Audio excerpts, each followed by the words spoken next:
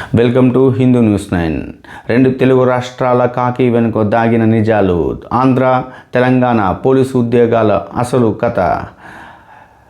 కాకి యూనిఫామ్ చూసి మనమంతా షాల్యూట్ చేస్తాం, కానీ ఆ కాకి లోపల ఉన్న మనిషి ఎన్ని నిద్రలేని రాత్రులు గడుపుతున్నాడో తెలుసా? ఉద్యోగ భద్రత ఉందని అందరూ అనుకునే పోలీసు ఉద్యోగం నిజంగా ఆశీర్వాదమా లేదా ఒక మౌన త్యాగమా? ఇప్పుడు మీరే ఆలోచించండి ప్రజలారా.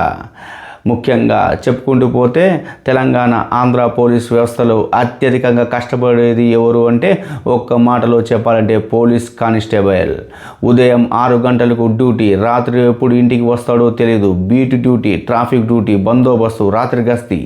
పండుగ రోజున మనం ఇంట్లో ఉంటే వాళ్ళు రోడ్డుపై ఉంటారు. ఎండలో నిలబడి బీపీలు తెచ్చుకుంటారు, వర్షంలో తడిసి జ్వరాలు తెచ్చుకుంటారు. ట్రాఫిక్ పొగలతో ఊపిరితిత్తుల సమస్యలు. అధికారాలు లేవు కానీ బాధ్యతలు మాత్రం ఎండ్లెస్. ఫ్యామిలీకి టైం లేదు, పిల్లల పెరుగుదల చూడలేదు. కానిస్టేబుల్ ఉద్యోగం అంటే శరీరాన్ని త్యాగం చేయడం.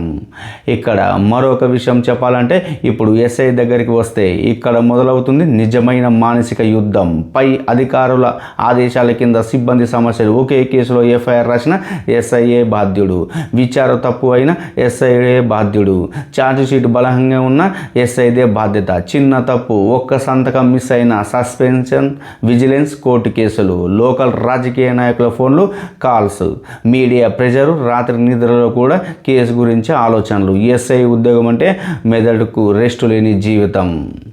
ఇంకా సిఏ గారి గురించి చెప్పాల్సి వస్తే సిఏ అంటే పవర్ అని అనుకుంటారు, కానీ ఆ పవర్తో పాటు భారం కూడా భారీగా వస్తుంది.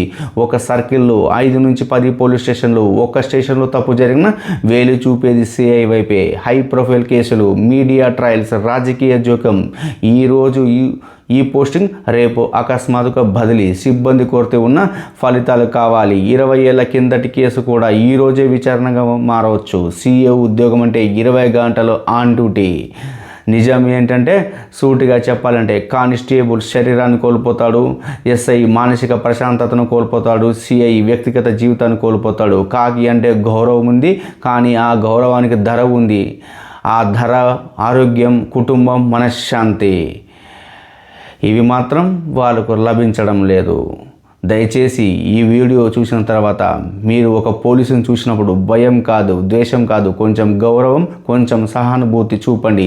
ఎందుకంటే వాళ్ళు కాకి కాదు, మనలాంటి మనుషులే.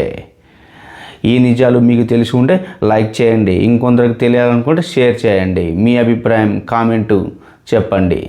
జై హింద్, భారత్ మాతకు జై.